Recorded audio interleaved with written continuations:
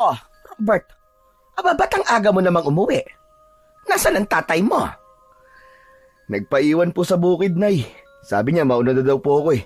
Susunod na lang daw po siya. Ano? Iniwan mo siya doon mag-isa? Ano ka ba naman bata ka? Alam mo naman delikado ngayon dito sa barangay natin, di ba? Usap-usapan na may mga gumagalang aswang. Nay, hindi naman daw po totoo yun sabi ni tatay eh. Anong hindi totoo ang sinasabi mo? Hindi ba kayo maniniwala mag-ama sa mga natatagpo ang bangkay dito na wakwak na ang tiyan at wala pang laman loob? Nay, hindi lang naman po aswang ang may kayang gawin yun eh. Sabi nga po ng iba rito, meron daw pong puting van na nangingidap ng mga bata at matatanda tapos kinukuha po yung lamang loob tapos binibenta po sa mga mayayaman. Sa palagay ko sila yun. Nangingidnap sila tapos dito po sa atin tinatapon. Hay nako, kahit na ano pa yan dahilan mo, sana hindi mo pa rin iniwan ang tatay mo doon. Nay, wag po kayo mag-alala. Sabi naman po niya sa akin kanina susunod daw kagad siya. May isa pa kasi siyang tinatapos sa pinitak eh. Uuwi po yun ng ligtas. Si tatay pa ba? Ay, hindi. Bumalik ka doon, Robert. Sunduin mo ang tatay mo. Hindi mo alam kung anong pwede mangyari sa kanya sa daan. Buti sana kung malapit lang ang bukid. Nay naman. Anong nay naman? Eto. Gamitin mo itong flashlight at tandaan mo ha. Wag na wag kang uuwi nang hindi mo kasama ang tatay mo. At kapag nagpilit kang umuwi na mag-isa, nako, malilintikan ka talaga sa akin. Ang bihira naman oh. May exam pa ako sa susunod na araw eh. Ayaw mo sumunod? Ayaw mo sumunod ha? Sige na po, pupunta na. Kinuha ng binata ang flashlight na inaabot sa kanya ng kanyang ina at pagkatapos ay mabilis na siyang lumabas ng bahay para hindi na marinig ang sermon nito. Siya si Robert, 19 na taong gulang at nag-iisang anak lang ni Aling Nina at ng kanyang asawa. Ang binata ay laging katuwang ng kanyang ama sa mga gawain sa bukid. Tinutulungan niya ito sa pagtatanim o sa pag-aani ng kanilang mga gulay na pananim. Pagsasaka ang pinagkukunan nila ng kanilang kabuhayan. Samantala, nang makalayo na si Robert, hindi naman talaga siya bumalik sa bukid. Bagkus ay tumambay lang ito at nagpalipas ng oras. Nakita siya ng kaibigan niyang si Natoy. Hoy pare! Ano ginagawa mo dyan sa ilalim ng puno? Pabira ka! Di ba dapat nasa bukid ka tumutulong sa tatay mo sa pag-aararo? Abay, malapit na ang taniman ng maisa. Ano ba? Ba't ka ba nanggugulat? Pambira naman talagang buhay to. Oh. Aatakihin ako sa puso sa'yo eh. Ito naman parang di sanay sa akin eh. Ano nga ginagawa mo dito? Umiiwas lang ako sa sermon ni Ermat ko. Kaya nandito ako. Galing ako sa bukid, tinulungan ko si tatay sa pag-aararo kaso pinauwi niya kagad ako eh. Eto namang si nanay, gusto pa akong bumalik dun. Gagawin ko dun. Dapat sinunod mo na lang ang nanay mo, tol. Masama yung sumusuway sa magulang. Talaga lang ha? Seryoso ka? Ikaw pa talaga magsasabi sa akin yan? Ikaw, kailan ka pa sumunod sa mga magulang mo, Aber? Kala mo kung sino to, masahol ka pa sa akin, no? Saka teka nga, ano ba ginagawa mo dito? Paggabi na. Ba't ka pa gumagala? Umuwi ka na. At huwag ka nang mangialam ng buhay ng may buhay. Ayoko pang umuwi, no? Saka ano naman kung maggagabi na? Hindi mo pa ba alam na ako ang siga dito sa baryo natin, no? Yabang nito. Anong yabang? Totoo yun, tol. Ang totoo nga niyan eh. Pauwi na talaga ako. Natanaw lang kita kaya naisip kong pagtripan ka muna. Sige, mauna na ako ha. Kung ako sa'yo, umuwi ka na rin. Bahala ka, baka mamaya habulin ka ng aswang. Bugok, aswang. Walang aswang, no? Habang papalayo si Natoy, naiwan si Robert at muling sumandal sa puno. Doon niya talaga balak na hintahin ang kanyang ama. Hindi siya natinag sa biro ng kaibigan tungkol sa aswang. Para sa kanya, likhang isip lang ang mga yun. Nakalubog na ang araw. Paunti-unti nang dumidilim ang paligid, pero wala pa rin ang kanyang ama.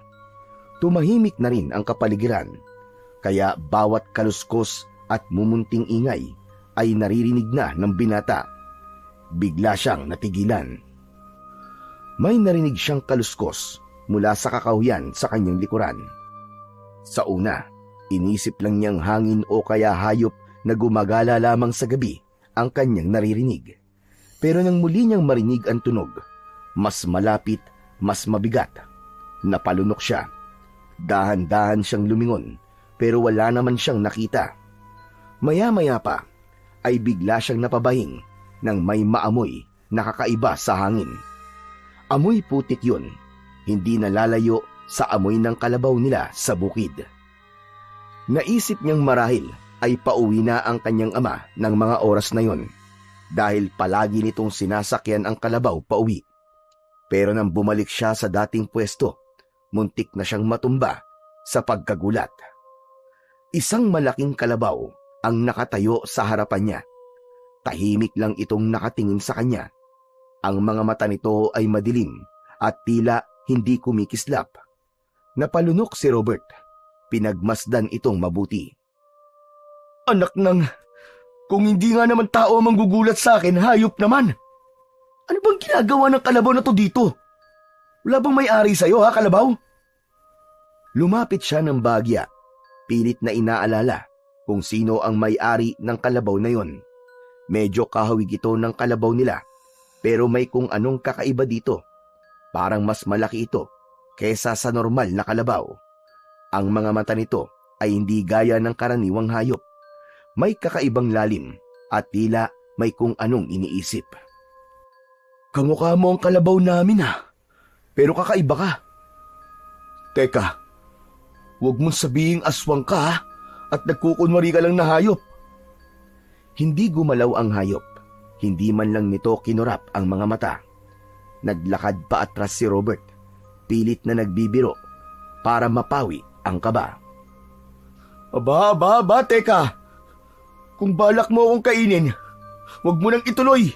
Hindi sariwan laman loob ko, no? Mukhang bulok na nga to eh. Kasi ang baho na ng utot ko eh. Tumawa siya ng pilit.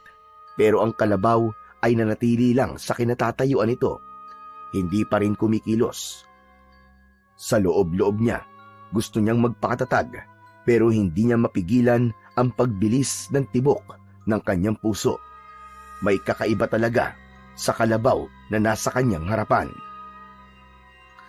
Teka, bakit ko nga pala kinakausap ang isang hayop na hindi naman nakakaintindi? Ang bihira ka naman, Robert, oo. Pero seryoso, bakit parang kakaibang kalabaw ka talaga? Pinagmasdan niyang mabuti ang hayop na nananatili pa rin hindi kumikilos. Masyado itong malinis, walang bakas ng putik o kahit na anong senyales na ginagamit ito sa bukid. Kung naniniwala lang ako sa mga elemento, baka isipin kong alaga ka nila eh. Para kasing hindi ka man lang pinagtatrabaho. Pero kalabaw ka pa rin naman kung tignan. Ewan. Napakamot siya ng ulo. Saka nagbuntong hininga. Sige na, kalabaw. Aalis na ako.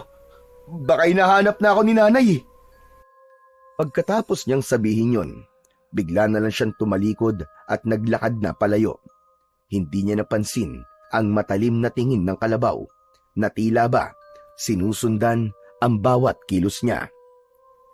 Nang tuluyan nang mawala si Robert sa paningin nito, dahan-dahang naglakad ang kalabaw at naglaho sa likod ng matataas na damo. Samantala, pagdating naman ni Robert sa kanilang bahay, ay hindi niya naabutan doon ang kanyang nanay. Agad siyang nagpalinga-linga, pero wala din doon ang kanyang ama at ang kalabaw nito. Wala ng tao sa bahay nila. Wala siyang nagawa, kundi pagmasdan ang paligid ng bahay nila. Nakita niya ang iba't ibang uri ng mga gamit sa pagtatanim, mga asarol, pala at kalaykay na nakasandal sa pader. Sa gilid naman ay makikita ang nakalinyang paso na may mga punla. Maingat itong inaalagaan ng kanyang ina. Nabaling din ang tingin niya sa may tabi ng pinto nila. Nakasabit doon sa dingding ang isang sungay ng kanilang namatay na kalabaw. Napangiti siya ng bahagya habang inaalala ang hayop na yon.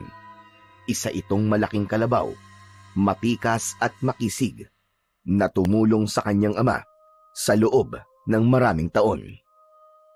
Saksi ang hayop na ito sa hirap at ginhawa ng kanyang lolo at ama. Naabutan pa niya ito saglit hanggang sa di na makatayo sa katandaan. Napabuntong hininga si Robert habang iniikot ang tingin. Ay nako, nasa na kaya sila? Si tatay kaya, nasa na? Karaniwan sa mga ganong oras ay dapat naririnig na niya ang tunog ng yapak ng kalabaw o ng kanyang ama.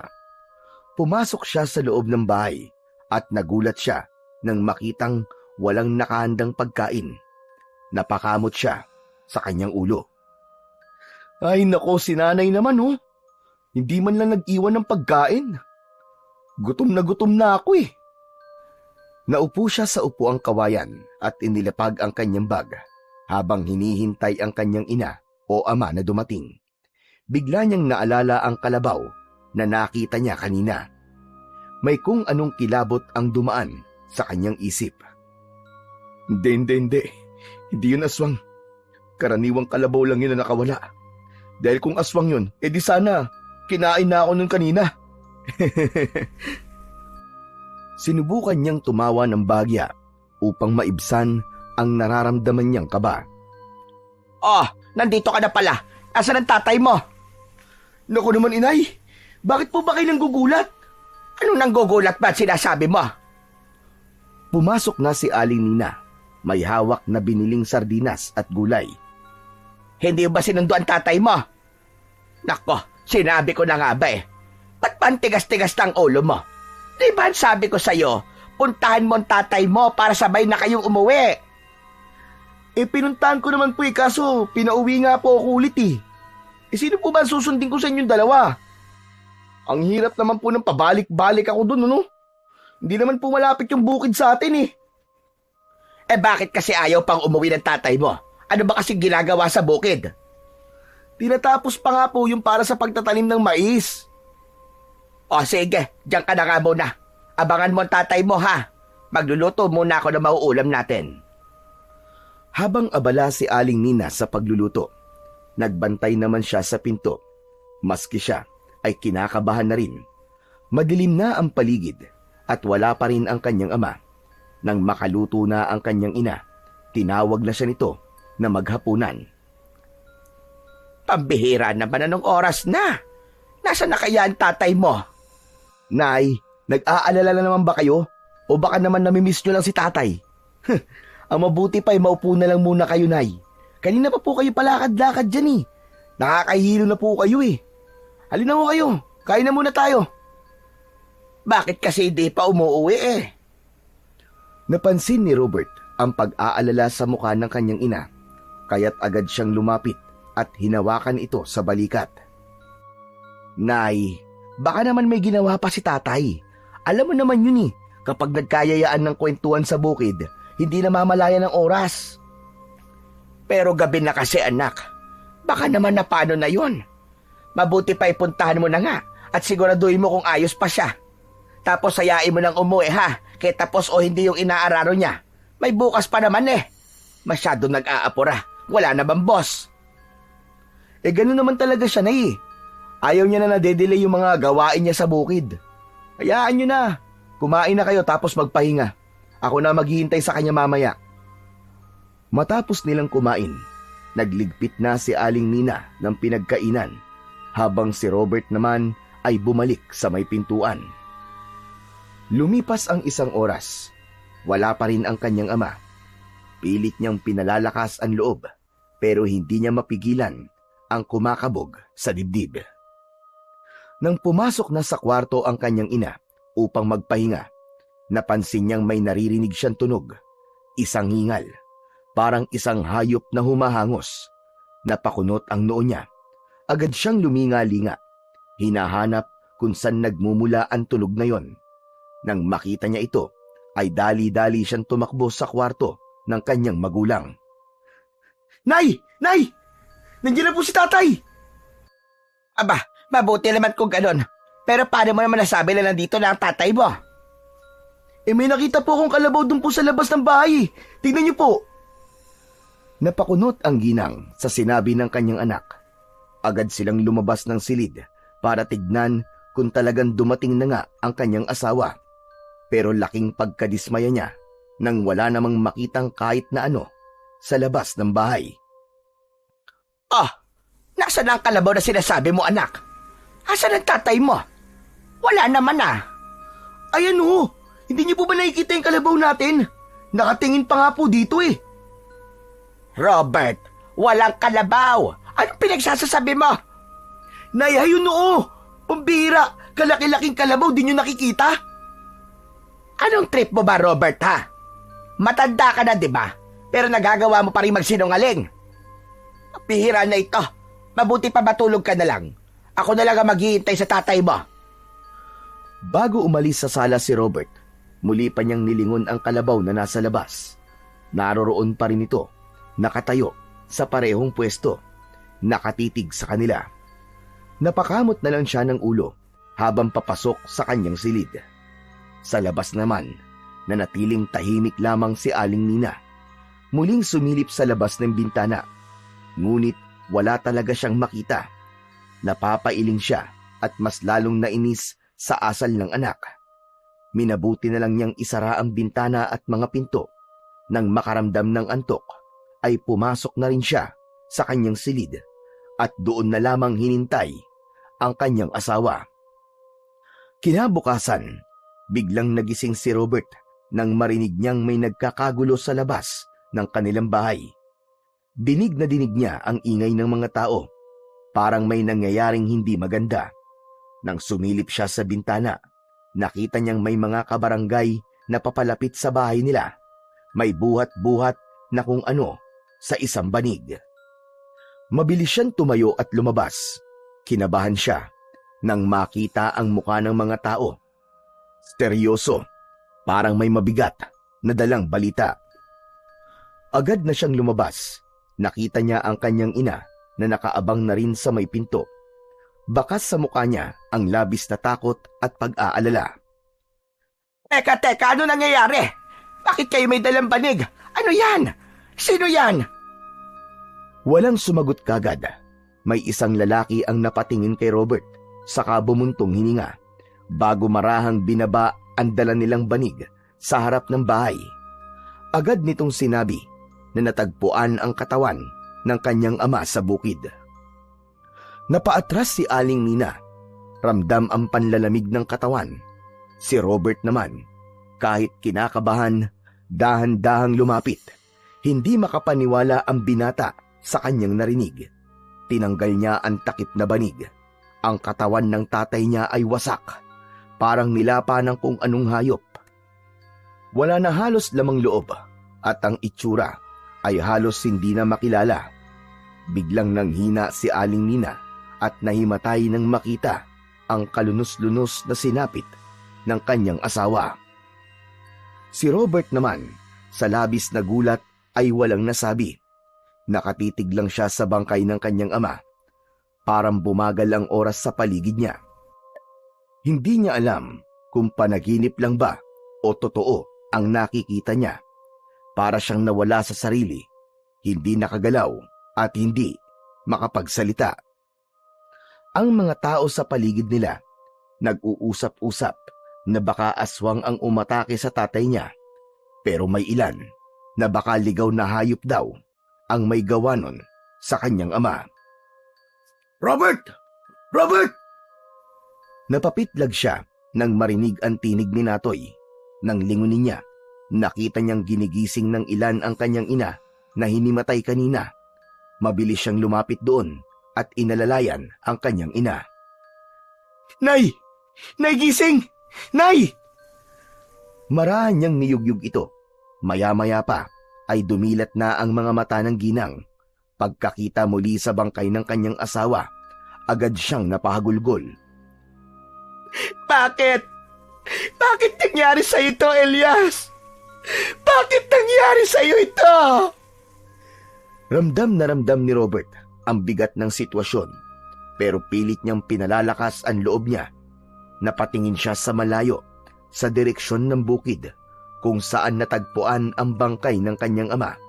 Doon niya naisip ang isang bagay, ang kalabaw. Napalunok siya ng laway. Bigla siyang nakaramdam ng matinding kaba. Agad namang nagtulong-tulong ang mga kabarangay para maihanda na ang burol ni Mang Elias. May ilan na kumuha ng tolda at mga upuan, habang ang iba naman ay nagdala ng kandila at bulaklak. Ang ilan sa mga matatanda sa baryo ay nag-umpisang magdasal, hiling na matahimik ang kaluluwa ng yumao.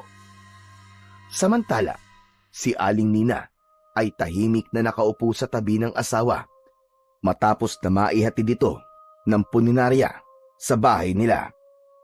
Nagpapahid ito ng luha. Hindi niya na kayang tiisin ang bigat ng sitwasyon. Ayaw niya nang ipagtagal pa ang burol. Wala nang nagawa ang binata, kundi ang sumang-ayon. Wala rin siyang lakas ng loob na kumontra, lalo pat kita niya ang pagod at lungkot sa mukha ng ina. Nasa labas lang siya ng bahay nila. Tulala. Ayos ka lang ba, Tol? Magpahinga ka na kaya muna. Di ako ayos, Natoy. Patay na ang tatay ko eh. At kasalanan ko to. Sana kasi sinundo ko na lang siya kahapon, total. Yun naman ang sabi ni nanay eh. Sana hindi talaga ako tumambay. Baka buhay pa ang tatay ko ngayon kung sinunod ko lang ang nanay ko. Pambihira ka naman, oh. Huwag mo na sisihin ang sarili mo. Hindi mo naman ginusto nangyaring to, di ba? Di ba, Tol? Teka, bakit umiiyak ka rin? Nakakaiyak ka naman kasi. Kahapon lang, nakita ko kayo nung umaga na nagpunta dun sa bukid. Parang kailan lang, nung nakausap ko siya tapos eto na. Andyan na siya sa loob ng kabaong. Hindi ako makapaniwala. Hindi ko maisip. Ano kayang pakiramdam na nandun sa loob ng kabaong? Bakit di mo subukan mamatay tapos i-update mo kung anong pakiramdam? Ito naman talaga ang lakas ng tama, oh. Nagtatanong lang naman ako eh. Pero Natoy, nagigilty talaga ako. Kung bakit pa naman kasi tigas-tigas ng ulo ko eh. Sana hindi nagkaganyan ng tatay ko. Nag-aalala ako. Baka galit sa akin si nanay. Huwag mo na munang isipin yan, Tol. Hindi naman natin alam na ganito ang mangyayari. Saka, wala kang kasalanan, ano ka ba? Hindi, Natoy. Mali talaga ako, mali ako dun. Kasalanan ko talaga to. Hindi mo nga kasalanan, ang kulit mo naman eh. Dahil kung nandun ka rin sa bukid kasama ang tatay mo, baka kasama ka rin yung pinaglalamayan ngayon. Napatingin si Robert kay Natoy. Hindi siya nakapagsalita. Napakuyom na lang siya ng kamao. Alam niyang may punto ang kaibigan niya, pero ang bigat pa rin sa loob niya. Pre, uulitin ko. Hindi natin alam na mangyayari to. Pero isa lang ang sigurado. Walang may gusto. Kaya wag mong buhatin mag-isa yung bigat niyan. Nandito pa naman ang nanay mo eh. Nandito pa kami. Tahimik lang si Robert. Ramdam niya ang sakit, pero kahit paano ay gumaan na ang loob niya sa sinabi sa kanya ng kanyang kaibigan. Napatingin siya sa kabaong ng kanyang ama. Alam mo pre, para mawala kahit konti ang lungkot mo, mabuti pa sumama ka sa amin. Doon magbingo muna tayo. Ayoko, kayo na lang. Hindi ko kaya magsaya eh. O sige, ikaw ang bahala. Pero seryosong usapan, Tol. Paano ng pag-aaral mo niyan? Malapit ka lang graduate, di ba? Di ko pa alam sa ngayon. Wala namang mag-aasikaso sa bukid namin eh. Ayoko naman pabayaan yun. Doon lang kami kumukuha ng kabuhayan eh. Kung ganun, titigil ka na ba? Sayang naman. Hindi ako titigil. Pangarap ni tatay na makapagtapos ako ng pag-aaral eh. Kaya sisikapin ko talaga na makatapos kahit mahirap, kahit nakakapagod. Hindi ko susuko to. Kakayanin mo ba naman yun? Kakayanin. Pero kung hindi, di bahala na. Basta sigurado, magtatapos ako. Yun ang pangako ko sa kanya. Alam mo, Tol, kahit hindi ko madalas sinasabi, hanga rin ako sa'yo eh. Iba rin ang tibay ng loob mo. Wala naman akong choice, di ba? Meron. Pwede ka naman sumuko. Pero pinipili mo lumaban. Napayuko si Robert. Alam niyang hindi magiging madali ang lahat.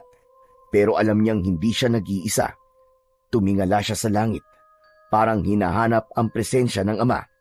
Sa isip, nangako siyang tutuparin niya ang pangarap nilang mag-ama. Mabilis na lumipas ang mga oras. Nang bandang 10:00 na ng gabi, wala nang natirang tao, maliban sa kanila ng nanay niya na nagbabantay sa harap ng kabaong. Robert, mabuti pa isarado mo na muna yung mga pinto at bintana. Po? Hindi po ba bawal po yun? Anong gusto mo? Lapain din tayo ng aswang na may gawa nito sa tatay mo? Sige po, sasarado ko na. Tumayo si Robert at tinungo ang bintana. Pero bago pa niya maisara yon, may napansin siyang gumagalaw sa hindi kalayuan. Nang tignan niya yung mabuti, napansin niya ang kalabaw na kamukhang kamukha ng kalabaw ng kanyang itay. Ang kalabaw na halos maghapong hinahanap ng mga taga-baryo, pero hindi nila nakita. Lumabas siya para tignan kung ito nga ang kalabaw na hinahanap nila. Pero bigla na lang may humawak sa balikat niya. Agad siyang napasigaw sa gulat. Hoy, ano ba? Grabe ka naman makareact. Ako lang to, si Natoy. Ang bihira, ano ka ba naman, Natoy? Ba't ba ang hilig-hilig mo manggulat? Papatayin mo ba ako sa nervyos? Eto naman, ang init naman ng ulo. Ano bang ginagawa mo dito? Gabing-gabi na, bumalik ka pa. Alam ko kasi na kailang ng nanay mo ang natira dito eh. Alam mo na, takot ang mga tao sa aswang, di ba?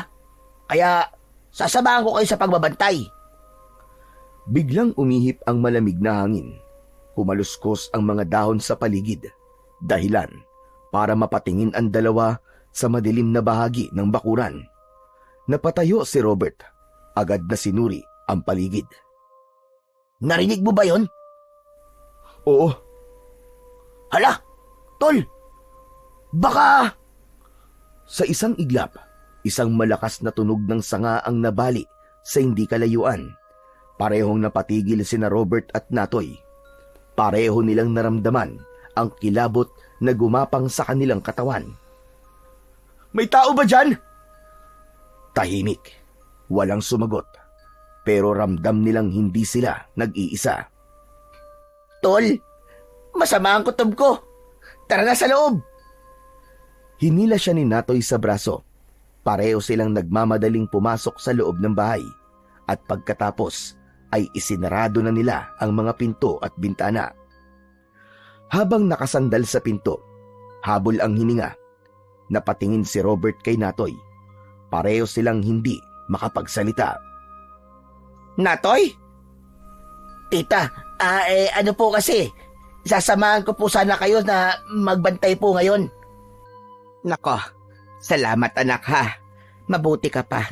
Kahit papano ay may malasakit sa amin. Kaysa sa mga kamag-anak ng asawa ko. Parang mga walang pakialam. Hayaan niyo na po sila, tita. Baka natatakot din po sila eh. Tulad ng ibang tao sa baryo. Sa bagay, siguro nga. Pero ang sakit lang isipin na sa ganitong sitwasyon, hindi man lang sila nagparamdam. Nay, mabuti pa po ay magpahinga na po muna kayo. Kami na lang po ni Natoy ang magbabantay kay Itay. Ayos lang ako anak. Kaya ko pa naman. Hindi po, Nay. Kailangan nyo rin po magpahinga. Tama po si Robert, tita. Ako na po ang kasama niya magbantay gayon. Mas mabuti pong makapagpahinga na muna kayo para may lakas po kayo bukas. Ay nako, sige na nga. Pero gisingin niyo ako kung may marinig kayong kahit na ano ha. Opo, Nay. Huwag po kayo mag-alala. Dahan-dahang tumayo si Aling Nina at tinungo ang kanyang kwarto. Halata ang pagod sa kanyang kilos, ngunit pilit niyang nilalabanan ang lungkot. Nang mawala siya sa paningin nila, napatingin si Robert kay Natoy. Pare, salamat talaga ha. Wala yun. Ano pa't naging tropa tayo? Hindi kita iiwan. Lalong-lalo na ngayon. Napabuntong hininga si Robert. Kahit papano, gumaan ang pakiramdam niya sa presensya ng kanyang kaibigan. Muli niyang nilingon ang kabaong ng kanyang ama. Kinabukasan, maraming tao ang nagpunta sa lamay. May mga nagtotong eats, bingo at iba pang sugal bilang libangan sa burol. Naging abala ang araw na yon para kay Robert. Siya ang personal na nag-aasikaso sa pagkuha ng mga abuloy, sa pagbibigay ng mga merienda at iba pa. Sa gabi lang naman sila nagkakaroon ng problema tulad ng nakaraang gabi. Maski last night na, walang nagpuntang tao, maliban na lamang kay Natoy. Sa araw ng libing, maraming tao ang nakiramay. Marami ang sumama para saksiyan ang paglilibing sa kanilang kababaryo na naging biktima ng aswang. Ilang mga kamag-anak na rin ni Elias ang nagpakita ng simpatsya sa pamilyang naiwan.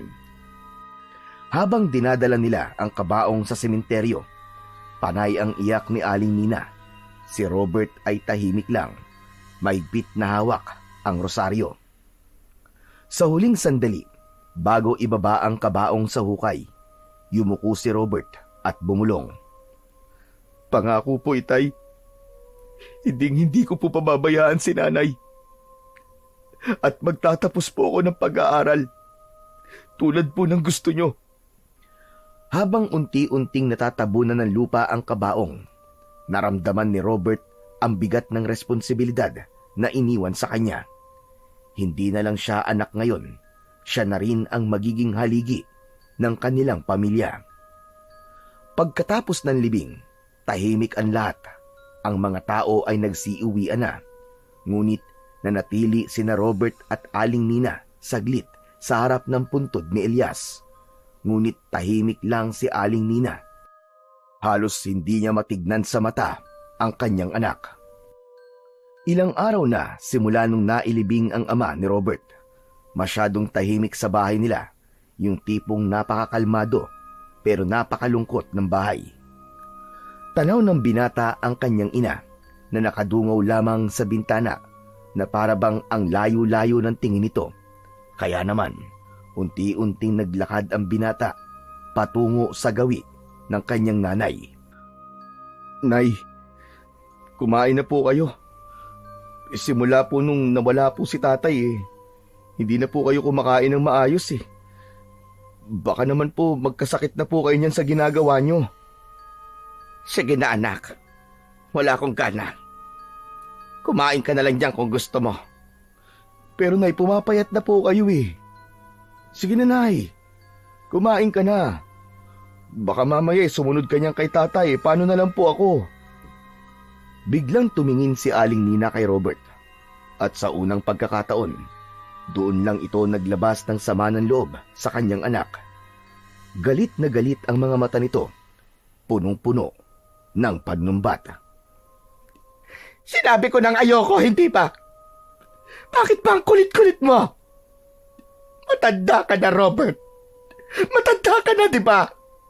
Naiintindihan mo na dapat yon. Inay, ba't naman po kayo nagagalit? Tinatanong mo pa? Ano ka, manhead? O sadyang nagtatanga-tangahan ka lamang? Ano? Hindi ka ba nakokonsensya sa nangyari sa iyong itay? Kung hindi dahil sa katigasan ng ulo mo, kung sinamahan mo sana siya sa bukid, kung sinunod mo lamang ang inuutos ko sa iyo na sunduin mo siya, sana'y buhay pa ang asawa ko ngayon. Pero Nay, hindi ko naman po ginusto nangyari. Kasalanan mo kung bakit namatay ang itay mo. Masyado kang matigas. Masyado kang pasaway. Sinabi ko na sa'yo na bantayan mo siya, pero ano? Iniwanan mo siya. Hindi nakapagsalita si Robert. Tahimik lang siyang nakatingin sa kanyang ina habang kitang-kita niya ang sakit at bigat ng damdamin habang umiiyak ito. Ngayon ano na? Paano na tayo, Robert? Paano na ako? Huminga ng malalim si Robert. Pilit na nilalabanan ang namumuong luha sa kanyang mga mata. Hindi niya alam kung paano sasagutin ang kanyang ina. Nay, pasensya na po kayo. Pasensya na po, hindi ko po sinasadya, hindi ko po gusto ang mga nangyari. Umiling si Aling Nina at muling ibinaling ang tingin sa binata. Tumulo ang luha nito, ngunit wala na itong sinabi. Sige na, Nay. Aalis na lang po muna ako. Doon na lang po muna ako sa taniman. Nakapagluto naman na po ako eh. Kumain ka na lang po kapag nagutom ka, ha? Alis na lang po ako. Walang sagot si Aling Nina, kaya't dahan-dahang lumakad si Robert papalayo hanggang sa makarating siya sa pintuan. Hindi niya narinig ang boses ng kanyang ina. Habang nasa taniman, hindi naman mapakali si Robert. Paulit-ulit niyang naririnig ang sinabi ng kanyang ina. Alam niyang nasabi lang yun ni Aling Nina dahil sa matinding lungkot sa pagkawala ng asawa, pero hindi pa rin maiwasang masaktan si Robert. Nasaktan siya sa mga pahayag ng kanyang ina. Pakiramdam niya ay masama ang loob nito sa kanya at siya ang sinisisi sa pagkamatay ni Mang Elias. Kasalanan ko ba talaga? Kinuha niya ang asarol at nagsimulang gawing abala ang sarili. Ngunit kahit gaano pa siya kaabala sa mga gawain sa bukid, hindi pa rin niya maiwasan ang malungkot. Bumabalik pa rin sa isip niya ang masasakit na salita ng kanyang ina. Itay, patawarin niyo po ako, ha? Kung di ko po sana kayo iniwan nung araw na yon, kung nakinig lang po sana ako, hindi po mangyayari sa inyo yun, Tay. Hindi na napigilan pa ni Robert ang kanyang luha. Tiningala niya ang langit, umaasang maririnig siya ng kanyang ama. Pangako, Tay, babawi po ko. Kahit gaano po kahirap, babantayan ko po si Nanay. Hindi ko po siya pababayaan. Huminga siya ng malalim at ipinagpatuloy ang kanyang trabaho. Sa kabila ng sakit at bigat sa puso ni Robert, isang bagay lang ang sigurado siya. Kailangan niyang magpatuloy, hindi para sa sarili niya, kundi para sa kanyang ina at sa pangako niya sa kanyang ama. Papalubog na ang araw nang magdesisyon ang binata na umuwi na. Ngunit habang inaayos niya ang mga gamit, muli niyang nakita ang kalabaw na palaging nagpapakita sa kanya. Nakatingin ito sa hindi kalayuan, parang nag-aanyayang lapitan siya. Nagdadalawang isip ang binata, pero sa huli, nagpasya siyang lumapit. Ikaw na naman, Kalabaw. Bakit ba palagi ka na lamang nandito? Kanino ka ba talaga, ha? Pero habang naglalakad siya palapit sa hayop, biglang may tumawag sa kanya. Isang matandang lalaki na parang hingal na hingal. Tatang, sino po kayo? May humahabol po ba sa inyo? Sandali lang, iyo. Pwede bang makahingi muna ng maiinom? Napagod kasi ako sa pagsunod dyan sa alaga kong Kalabaw. Abay, pasensya na. Opo. Meron po akong baon na tubig. Heto po. Salamat, iyo. Tatang, tagasan po ba kayo? Hindi po kayo taga rito, ha? Saan po ba kayo nanggaling? At totoo niyan, galing pa ako sa kabilang barangay.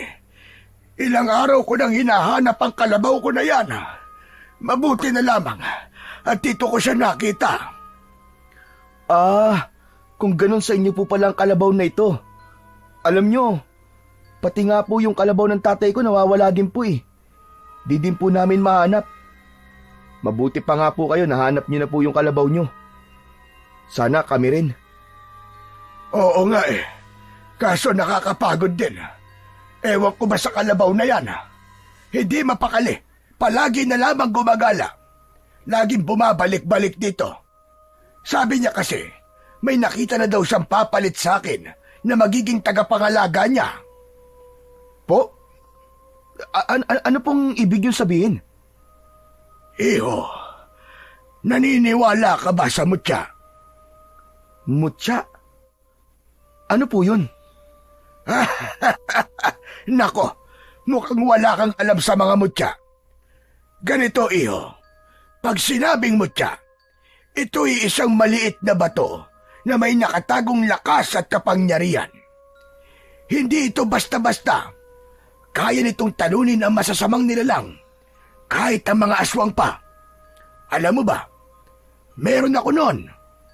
Pero dahil matanda na ako, kailangan ko na maghanap ng papalit sa akin na magmamana ng mutya. Kung ganun po, ano naman pong klaseng mutya ang meron po kayo, Tatang? At saka, pasensya na po kayo ha. Wala po talaga akong alam sa mga ganyan-ganyan eh. Sa totoo lang po, hindi rin po ako naniniwala dyan. Para po kasi sa akin, masyado lang naniniwala ang mga tao sa mga kwentong bayan. Kaya halos lahat natatakot po sa mga aswang at kung ano-ano pa. Siguro po, kwento lang po ang mga yon para takutin po ang mga bata eh. Nagkakamali ka, iyo. Totoo ang mga aswang. Hindi sila kwento lang. Naranasan ko na ito. At ang mutya ang naging sandata ko laban sa kanila. Totoo po, Tatang? Paano naman po kayo nakasiguro na aswang nga po yun? Aswang talaga ang mga yon. Nakita ko mismo ang tunay na mga anyo nila. Sa gabi, nagiging hayop sila. Malaki, mabangis, at walang awa. Noon naranasan ko ang bangis nila, pero hindi nila kayang daigin ang tangan kong mutya. Ayos po ah. Kung ganun po, ano naman pong kinalaman ng mutya sa kalabaw nyo? Ang mutya na hawak ko ay hindi basta-basta napupunta kahit kanino. Ang kalabaw na ito ang tagapaghatid ng mutya sa taong nararapat. At sa tingin ko, ikaw ang napili niya, iyo. Ano? Ako po? Abay, Tatang, hindi po maaari. Bakit naman po ako? Wala po akong alam sa mga bagay na yan eh. Wala rin po akong karanasan sa mga aswang o kung ano pa mang mga sinasabi nyo. Hindi ka kailangan maging eksperto. Ang mahalaga ay may mabuti kang puso at handa kang mag-alaga hindi lamang sa sarili mo, kundi pati na rin sa mga tao na nasa paligid mo. Alam mo, iho, ang mutya ay hindi lang para sa pakikipaglaban sa mga masasama. Isa rin itong simbolo ng proteksyon at responsibilidad. Pero Tatang, parang ang bigat-bigat naman po ng sinasabi nyo. Hindi ko po alam kung kaya ko eh.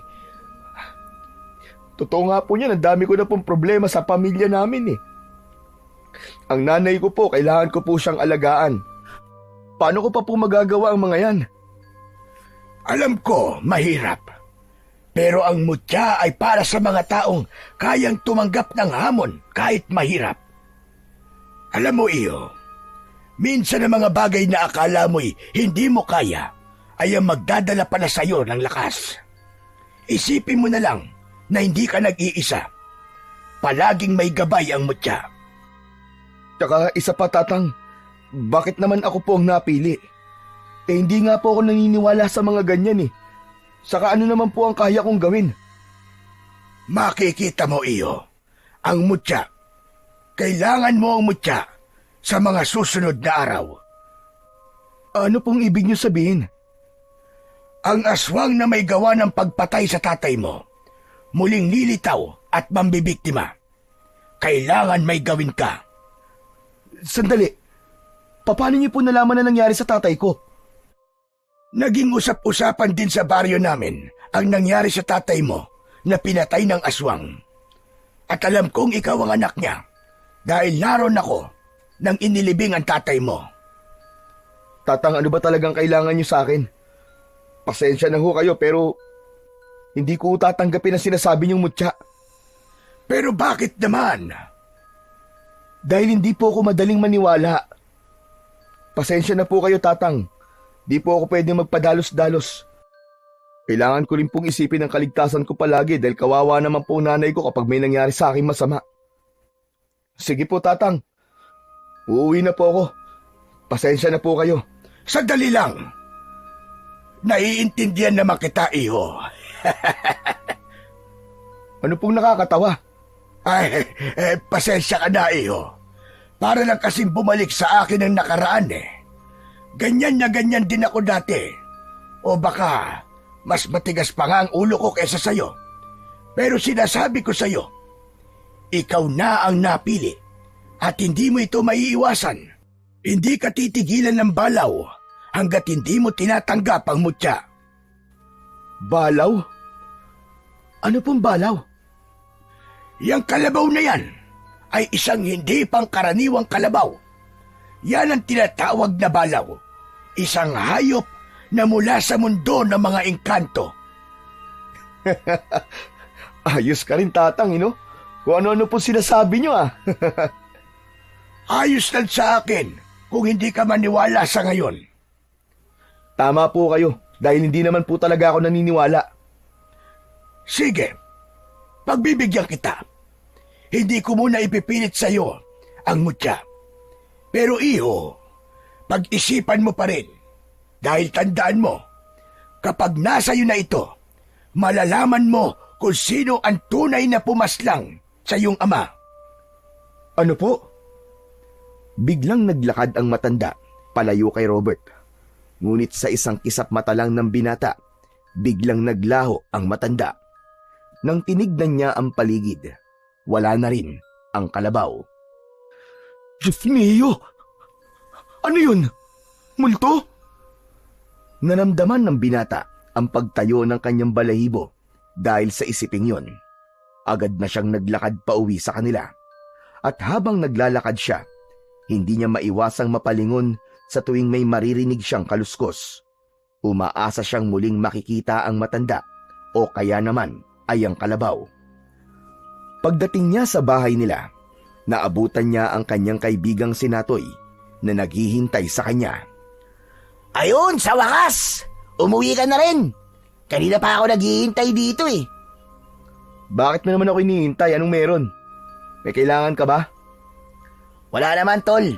Pero kasi mamayang gabi, gusto sana kitang yayain sa plaza.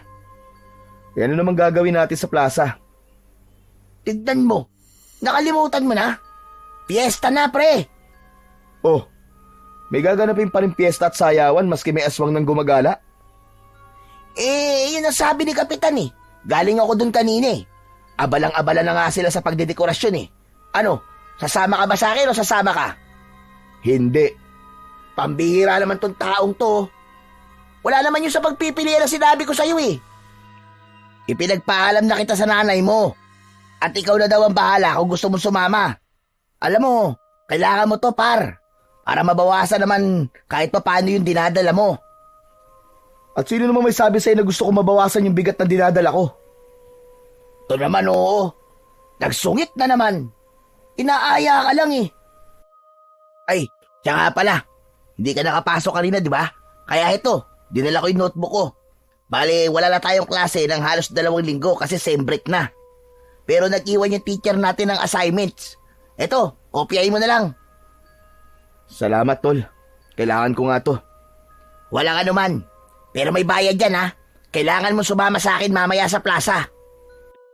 Talaga ba di ka titigil? Hindi. Kailangan mo sumama sa ayaw mo't sa gusto mo. Yung kulit. O sige na. Sasama na. Ayun. Ayos. O sige na, magbihis ka na. Hihintayin kita. Maglalakad lang tayo papunta sa plaza eh. Oo na. Sandali lang. Napilitang sumama si Robert kay Natoy, kahit pahalatang mabigat ang loob niya. Bago sila umalis, ay nagpaalam muna siya sa kanyang ina, ngunit hindi siya pinansin nito. Kaya naman, tahimik na lang siyang gumayak at sumama na kay Natoy.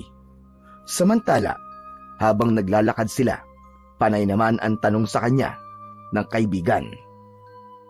Dalit pa rin ba sa'yo si tita? Parang gano'n na nga, par. Ang laki ng pinagbago niya mula nang mamatay si tatay. Parang di ko na nga siya kilala eh. Palaging tulala, palaging galit. Hindi ako kinakausap ng maayos. Palagi lang siya nakatingin sa bintana. Parang nag-aabang. Hayaan mo na lang muna, tol. Lilipas din yun. Di ba ganun naman talaga pag nagdadalamhati ang isang tao eh. Dahil sa pagkamatay ng asawa niya. Siguro iniisip pa rin niya na kasalanan ko nangyaring yun. Kaya ganun siya sa akin. Di niya ako kinakausap. Wala kang kasalanan doon, ano ka ba? Marirealize din ni tita yun. Huwag ka na nga masyado mag-alala. Nagpatuloy lang sa paglalakad ang magkaibigan habang nag-uusap. Sana nga, Natoy. Pero hindi ko maiwasan na sisihin ang sarili ko. Kundi lang talaga ako nagpasaway ng araw na yun. Buhay pa sana ang tatay ko. Uy, ano ka ba? Tama lang nga yan. Paulit-ulit mo na lang na sinasabi yan eh. Kahit ilang beses mo pa yang ulitin, hindi mo na mababago ang nangyari. Alam mo kung anong pwede mong gawin. Ayusin mo ang sarili mo at tulungan mo si tita na bumangon. Kayo na ng dalawa magkasama. Kaya magtulungan kayo. Alam ko naman yun, par. Pero hindi ko rin alam kung paano magsisimula eh.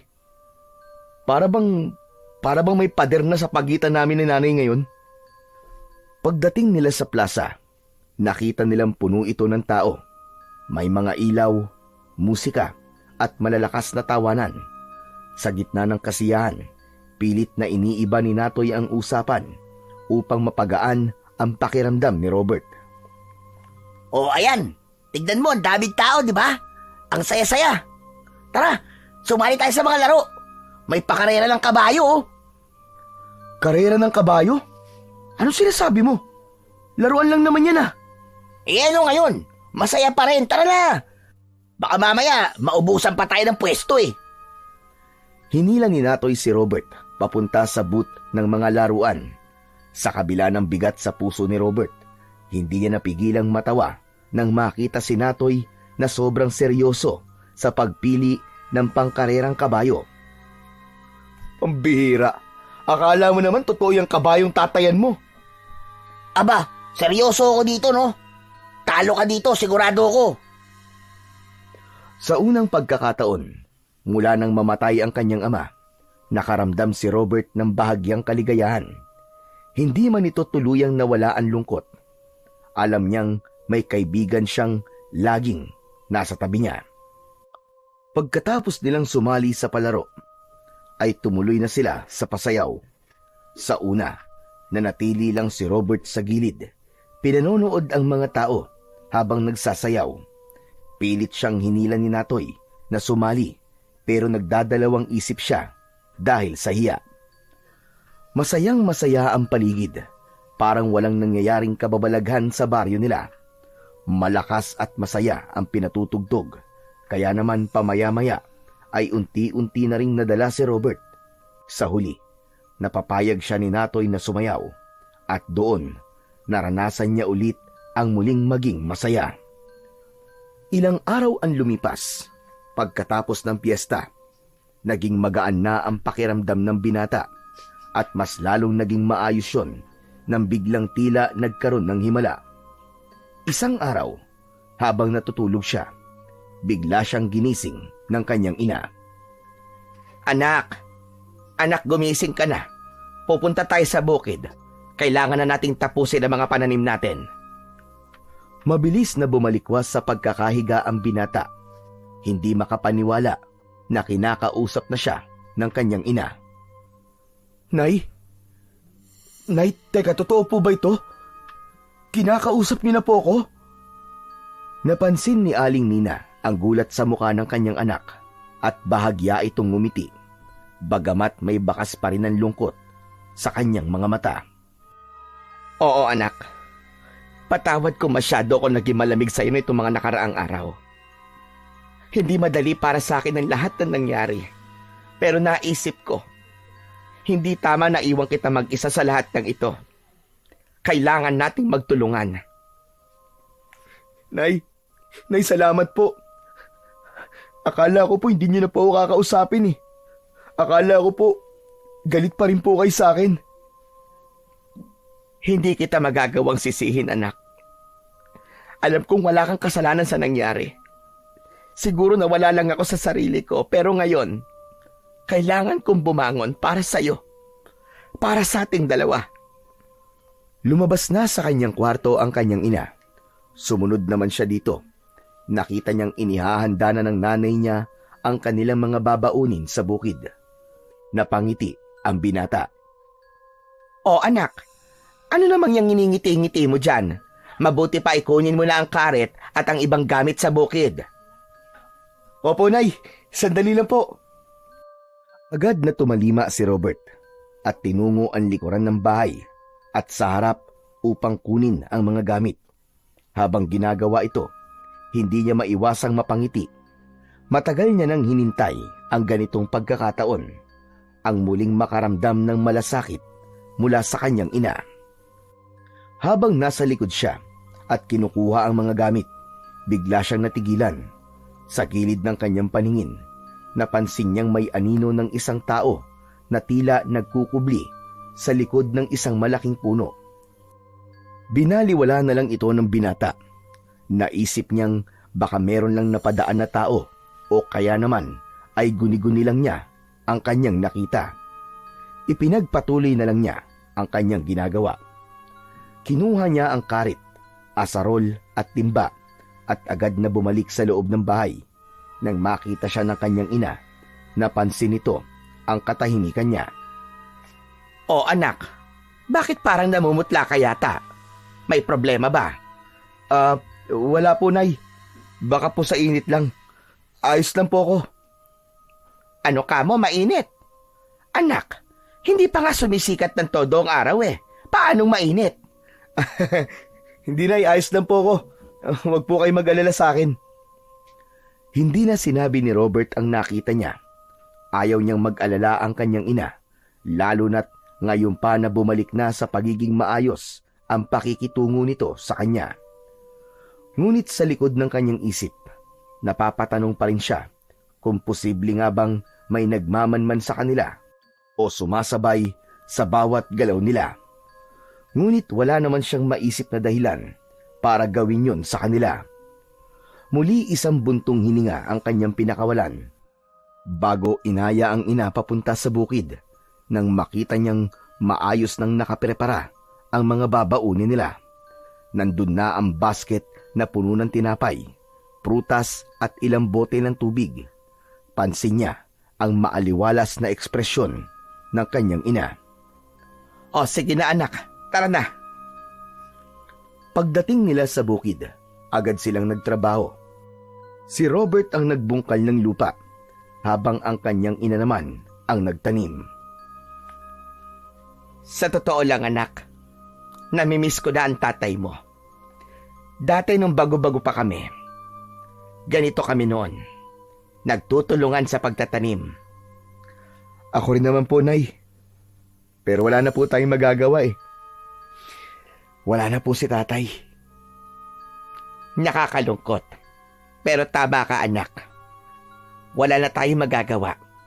Kailangan natin magpatuloy sa buhay. At hindi tayong pwede basta na lamang tumigil. Huwag po kayo mag-alala, Nay. Ako na pong bahala sa inyo ngayon. Lahat po gagawin ko para tulungan po kayo. Alam mo anak, kung makikita ka ng tatay mo ngayon, sigurado akong masayang-masaya siya at proud siya sa iyo. Sa sinabing yun ng kanyang ina, nais mapaluhan ng binata, pero pinigilan niya yon para hindi sila magkaiyakan pang mag-ina. Salamat po, Nay, ha? Pero hindi ko po magagawa ang lahat ng ito kung wala rin po kayo. Kaya salamat din po sa inyo.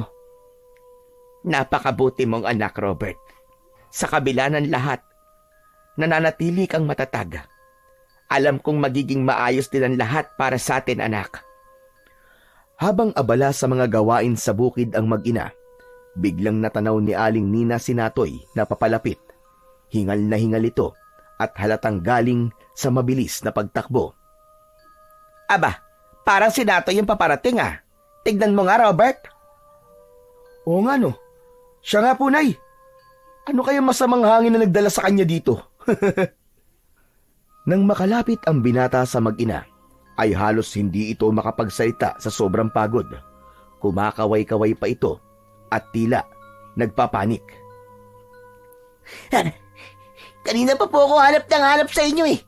Mabuti naman at dito ko lang pala kayo makikita. Napano ka ba, Natoy? Ba't ka ba tumatakbo? Uy, teka. Bati na po kayo ni Robert? Wow! Buti naman at nag-uusap na po kayo. Uy, ano ba sinasabi mo dyan? Tumigil ka nga. Ang daldal mo. Binati lang naman eh. Nabalitaan niyo na po ba yung usap-usapan ngayon doon sa baryo? Tungkol saan, Natoy? Kagabi raw po, tita. May sumalakay daw po na aswang. Muntik na daw po makuha yung anak ni Kagawad. Mabuti na lang daw ay may nakakita. At ito pa, nataga daw ng itak yung aswang. Hindi nga lang namatay. Kasi hindi ganong napuruan eh. Pero di po ba pag ganon, mamamatay rin naman po yun? Nako, iho. Kay aga-aga pa aswang na kagad ang balita mo. Pero teka, kumusta naman daw ang anak ni Kagawad? Buti na lang at hindi nakuha, ano? Maayos naman po ang bata. Sabi nila, grabe na dito sa baryo natin ngayon. Nakakatakot na talaga. Umaatake na naman ang mga aswang na yon. Kaya kayong dalawa, mag-iingat kayong dalawa palagi, ha? Iwasan nyo na muna ang gumala ng gumala, lalo na pagsapit ng gabi. Abay, napakadelikado na ng panahon ngayon. Oh, ba't natahimik ka na dyan? Hanggang ngayon ba hindi ka pa rin naniniwala sa mga aswang-aswang? Ewan ko, par. Hindi pa naman kasi ako nakakakita eh. Ba't anong ibig mo sabihin? Hihintayin mo ba na may makita kang ganun bago ka maniwala? Parang ganun na nga. Totoo to, Robert. Ang dami na nagsasabi. Tsaka, nakita ko nga yung sugat ng bata eh. Ang haba tapos malalim. Parang malaking kalmot talaga. Hindi mo talaga iisipin kalmot lang yun ng hayop. Kawawa naman pala. Pero hayaan na muna natin ang usapan tungkol dyan sa aswang na yan. Medyo marami pa kaming itatanim dito. Kailangan naming matapos ito sa loob ng maghapon. Gusto ba't tumulong? Ay, pas muna ako dyan, tita. Pero susubukan kong tumulong sa ibang araw. Robert, kita na lang tayo mamaya, ah. O sige, mag-ingat ka sa pag-uwi mo. Madapa ka sana. Hoy, di ako madadapa, no?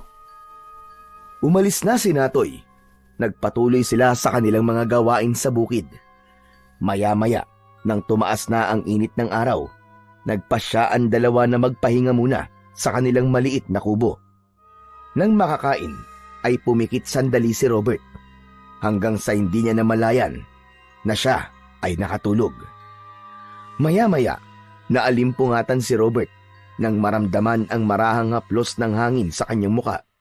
Pagmulat niya, laking gulat niya nang mapansin na nasa ibang lugar na siya. Hindi pamilyar sa kanya ang lugar na yon. Puro matataas na puno at makakapal na damo. Kinabahan siya dahil alam niyang natulog lamang siya sa kanilang kubo. Pero paggising niya, nasa kagubatan na siya. Nay! Nay! Nay, nasan ka?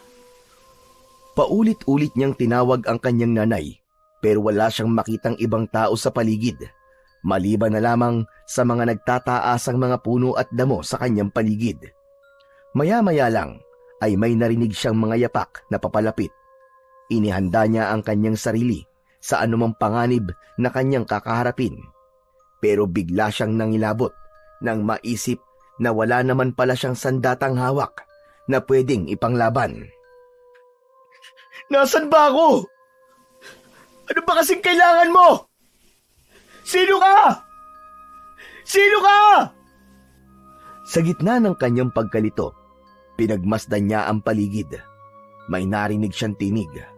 Mababa at parang nanggagaling sa ilalim ng lupa. Sinabi ng boses na matagal na siyang hinihintay nito. Siniguro nito kay Robert na hindi siya dapat matakot dahil kaibigan daw ito at huwag daw siyang mag-alala dahil ligtas ang kanyang ina. Napaisip si Robert kung totoo ba ang naririnig niya o isang imahinasyon lamang. Sino ka ba? Ano bang kailangan mo? Naramdaman ni Robert ang presensya sa kanyang likuran. Nang lingunin niya ito, Nagulat siya nang makita ang isang malaking kalabaw na nakatayo roon. Tahimik na nakatingin sa kanya. Napatigil siya, hindi makapaniwala sa nakikita. Ngunit ang mas ikinagulat niya ay ang biglang paglitaw ng isang matandang lalaki mula sa likod ng kalabaw. Tatang Suling? Ikaw pala yan! Ikaw ba yung nagsasalita? Pambihira! Akala ko talaga yung kalabaw na nagsasalita eh! Ano po bang kailangan niyo sa akin? Robert Iho, may mahalaga akong ipapaliwanag sa'yo. Kailangan mo nang tanggapin ang mutya ng balaw. Ito ang magbibigay sa'yo ng lakas para maprotekta ng baryo nyo laban sa mga aswang. Sandali. Ano po ba talaga kayo? Paano niyo po ako nadala sa lugar na to? Mga engkanto po ba kayo? Isa akong tao, Robert. Pero nag-uusap tayo sa pamamagitan ng astral projection. Kung saan ang dalawang tao ay nagtatagpo sa isang astral plane o ibang dimensyon habang nasa panaginip o trance. Ano? Hindi ko kayo maintindihan eh. Maiintindihan mo itong lahat kapag tinanggap mo na ang mutya, Iho. Paano po kung ayoko? Gusto ko po ng tahimik na buhay, Tatang. Wala kang magagawa, Iho. Ikaw ang napili. Ang mutya ay hindi na ipapasa kung kani-kanino lamang. Pero, paano? Wala nga po akong alam sa ganitong bagay. Isa lang po akong ordinaryong tao. Huwag kang matakot, Iho. Ang mutya ang gagabay sa'yo. Sa oras na tanggapin mo ito, mararamdaman mo ang lakas na kailangan mo upang harapin ang anumang panganib. Pero, paano nga po kung magkamali ako? Paano po kung hindi ko kayanin? Hindi ka nag-iisa, Robert. Nandito ako upang gabayan ka. At tandaan mo, ang mutya ay hindi nagkakamali sa pagpili. Ikaw ang itinakdang tagapagmana. Kung totoo po ang sinasabi nyo, wala na siguro ako magagawa. Para po to sa kaligtasan ng lahat, di po ba? Tama ka, Iho. At tandaan mo, ang bawat desisyon mo mula ngayon ay may malaking epekto. Yakapin mo ang iyong tungkulin ng buong puso. Pagkatapos ng usapan nila, unti-unting lumapit ang kalabaw kay Robert. Tila binasbasan siya. Mula sa noon nito, unti-unting lumitaw ang isang maliit na bato na tila brilyante. Kumikislap sa ilalim ng sinag ng araw. Kinuha ito ni Robert. Nang makuha niya ang mutya, biglang dumaloy sa kanyang katawan ang kakaibang init at lakas. Sa pagkakataong yun, ay bigla siyang nagising. Bumalik ang lahat sa dati na parang walang nangyari. Agad niyang sinuri ang kanyang sarili. Naramdaman niyang parang mabigat ang kanyang loob. Kinakabahan siya dahil na rin sa kanyang panaginip. Teka, ano ba yun? Panaginip nga lang ba talaga yun? Biglang napansin ni Robert ang kakaibang init na nagmumula sa kanyang palad. Nang tignan niya ito, laking gulat niya nang makita niya ang mutya, ang kumikislap na bato na ibinigay sa kanya ng engkantong kalabaw. Hindi siya makapaniwala. Tila totoo nga ang lahat ng nangyari sa panaginip niya. Mabilis niyang itinago ang mutya sa kanyang bulsa. Nag-aalangan na baka may makakita rito. Tumayo siya para hanapin ang kanyang ina. Agad siyang pumunta sa iba't ibang bahagi ng kanilang bukid. Tinatawag ang pangalan nito, pero hindi niya ito nakita. Nagpatuloy siya sa paghahanap.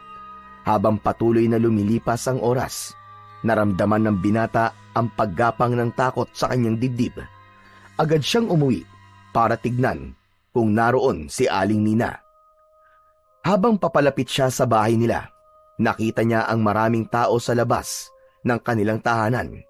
Nag-alala siya ng labis. Naisip niya na baka may masamang nangyari sa kanyang ina. Pagbukas niya ng pinto, nakita niya si Aling Nina, Natoy at ang iba pa nilang mga kapitbahay. Nag-iiyakan sila. Hawak ng ginang ang larawan ng kanyang anak. Teka, ano nangyayari dito? Pareho napatingin sila Aling Nina at Natoy sa direksyon niya. Nanlaki ang mga mata ng ina at tila hindi makapaniwala sa nakikita. Robert? Robert, anak, ikaw ba talaga yan? Par, ano ba nangyari sa'yo? Lumapit si Aling Nina kay Robert. Halos mawalan ito ng malay dahil sa matinding emosyon. Anak, ang akala ko ay wala ka na. Akala ko ay hindi ka na babalik sa amin. Nay, ano po ba sinasabi niyo? Anong nawala? Hindi naman po ako nawala. Ikaw nga po yung biglang nawala eh. Ilang oras po ako nagpaikot-ikot dun sa bukid, Nay, para po hanapin lang kayo. Anong sinasabi mo? 3 araw ka nang nawawala. Pati nga mga pulis at tanod dinahanap ka na sa buong baryo, pero hindi ka nila makita kahit saan. Ano? 3 araw? Paano pong nangyari yun? Kanina lang po ako natulog ah. Teka, totoo ba talaga yung mga sinasabi nyo? Sa gitna ng kanyang pagtataka, napansin ni Robert na seryoso ang ekspresyon ng dalawa. Hindi nagbibiro ang mga ito dahil kita ang pag-aalala at takot sa kanilang mga mata. Oo anak, 3 araw kang nawawala. Ni anino mo hindi namin matunton. Kahit sa bukid wala. Akala namin may nangyari na masama sa'yo. Pambihira ka naman, Tulo. Saan ka ba nagpunta? Pinag-alala mo kami ah. Saka ito si tita, akala niya nilapa ka na ng aswang. Tumahimik si Robert nang ibabaw ang kaba sa kanyang dibdib. Napalunok siya at marahang naupo sa upuang malapit sa kanila. Hindi niya magawang magsalita ng maayos habang iniisip ang posibilidad na 3 araw na pala ang lumipas mula ng panaginip niyang yon o kung panaginip nga lang ba talaga yon. Hindi. Paano nangyari yun? Imposible. Tulog lang ako eh. Tapos nagising ako. Wala na kayo. Bigla niyang kinapa ang mutya sa kanyang bulsa. Dahan-dahan niyang inilabas ito. Ngunit hindi niya ipinakita sa mga taong naroroon. Alam kong natulog ka, anak. Pero nang sumunod ako sa isa kubo, wala ka na doon. Magsabi ka nga ng totoo, saan ka ba talaga galing? Pinag-alala mo ko ng husto, anak. Nay, maraming tao. Gusto kong kayo lang po muna makausap ko. Oh, paano ba yan? Narinig nyo mga kapitbahay. Ang mabuti pa ay magsiuwi na muna tayo para makapag-usap to mag-ina na mabuti. Ipagpasalamat na lang natin na ligtas naman pala tong kababaryo natin. O sige, magsiuwi na po tayo. Tumayo ang mga tao, nagkatinginan at marahang nagsimula ng mag-alisan. Ang ilan ay halata pa rin ang pagtataka at pag-aalala sa mga muka, pero walang nagsalita. Tahimik na naglakad, pabalik sa kani-kanilang mga bahay. Naiwan si Natoy sa loob ng bahay, kasama si Aling Nina. Nay, hindi ko po talaga alam ang nangyari. Basta ang alam ko lang po ay natulog ako tapos ano po at nanaginip po ako. Nagising na lang po ako na nasa ibang lugar ako.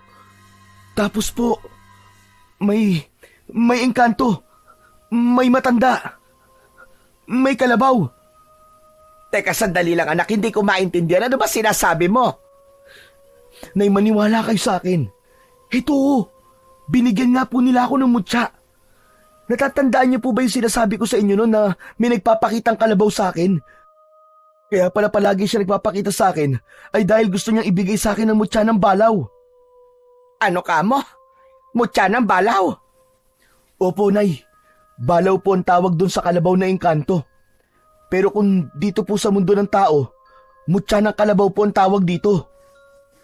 Ayos yan, pre ah. Pero parang hindi naman mutya yan eh. Mukhang mamahaling bato. Di ba ganun sa mga mundo ng engkanto? Minsan, nagbibigay sila ng kayamanan.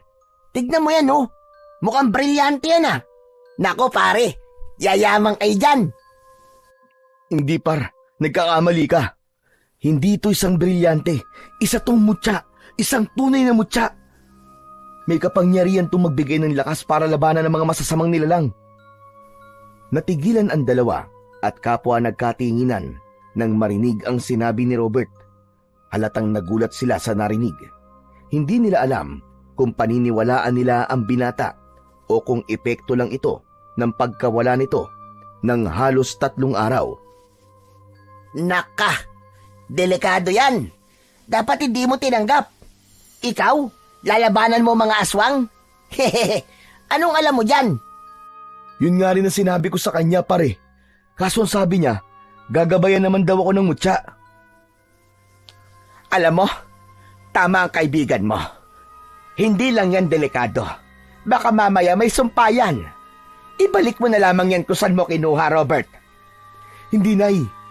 Sabi po ng engkanto, regalo raw po to sa akin. Hindi ko nga alam kung bakit pero parang may sinasabi siyang tungkol sa kapalaran ko at parang tinutulungan niya po ako. Teka lang, Robert. Paano ka makakasiguro na hindi ka ginagawang kasangkapan ng mga yan, ha? Sabi ng mga matatanda, delikado makipag-ugnayan sa mga engkanto. Baka mamaya may kapalit yan. Tahimik si Robert. Kahit siya ay hindi sigurado sa lahat ng nangyari. Ang tanging alam niya, buhay siya at dala niya ang mutya. Ngunit habang iniisip niya ang lahat, parang unti-unting bumibigat ang kanyang loob. Biglang sumagi sa isip niya ang sinabi ng matanda noon sa kanya na kapag nasa kanya na ang mutya, makikilala niya ang taong pumaslang sa kanyang ama. Hindi ko alam. Pero ba't parang pakiramdam ko ay kailangan ko to? Parang may dahilan kung bakit napasa kamay ko tong mutya na to. Napabuntong hininga si Aling Nina. Halata ang pag-aalala sa kanyang muka. Ngunit hindi niya magawang pigilan ang kanyang anak. Alam niyang si Robert ay may sariling paninindigan kapag nagdesisyon na ito sa isang bagay. Alam mo, anak, kailangan mo mag-ingat. Hindi ko alam kung anong ibig sabihin ng lahat ng nangyayari ngayon. Pero sana, anak, huwag kang basta-basta magtitiwala. Hindi lahat ng maganda sa paningin ay mabuti. Huwag po kayo mag-alala, Nay. Mag-iingat po ako. Pangako ko po sa inyo, aalamin ko po ang hiwaga ng mutyang ito at kung bakit sa akin po ito'y binigay. Pagkatapos nilang mag-usap, pumasok si Robert sa kanyang kwarto. Pakiramdam niya ay napakabigat ng kanyang katawan. Para siyang pagod na pagod, gayong alam naman niyang halos sandali lang naman siyang nakipag-usap sa matanda at sa engkantong kalabaw. Naupo siya sa gilid ng kama at napatingin sa mutya na nasa kanyang kamay. Matingkad ang kislap nito, parang may buhay. Huminga siya, iniunat ang kanyang binti at ipinikit ang mata. Pero kahit gusto niyang magpahinga, ang dami niyang iniisip. Bumalik sa utak niya ang engkantong kalabaw at kakaibang lugar at ang mutya. Ilang sandali pa, sa wakas ay napagod din ang utak niya at tuluyan na siyang nakatulog. Sa labas ng kwarto, nagpaalam na si Natoy kay Aling Nina. Sa loob ng mga nagdaang araw, naging madalas ang pagbisita ni Robert sa bahay ng matandang dating nagmamay-ari ng mutya. Tila isang lihim na misyon ang bawat pagpunta niya roon, sapagkat hindi niya gustong malaman ng iba ang tungkol sa kanyang ginagawa. Palihim siyang nag-aaral ng mga dasal at ritual upang mas dalisayin ang mutya at maintindihan ang kapangyarihan nito. Ngunit sa kabila ng kanyang mga natutunan, laging may babala ang matanda na nagbibigay sa kanya ng kaba. Robert Iyo, makinig kang mabuti sa akin. Ang mutya mo'y makapangyarihan. Oo, pero sana ingatan mo. Huwag mong ipapakita maski na kanino, maski pa sa isang taong pinagkakatiwalaan mo. Po? Bakit naman po? Dahil may nararamdaman akong mga nilalang na gustong kunin ang bagay na yan. Ano po, Tatang? May nagtatangkang kunin sa akin ng mutya? Sino naman po? Wala naman akong kaaway Hindi mo alam kung sino ang tunay mong kaibigan, Iyo. Ang mga kaaway, hindi laging mukhang kaaway. Minsan magaling sila magkubli sa balat ng isang kaibigan. Tatang, Ano pong dapat kong gawin? Kanino po ako pwede magtiwala?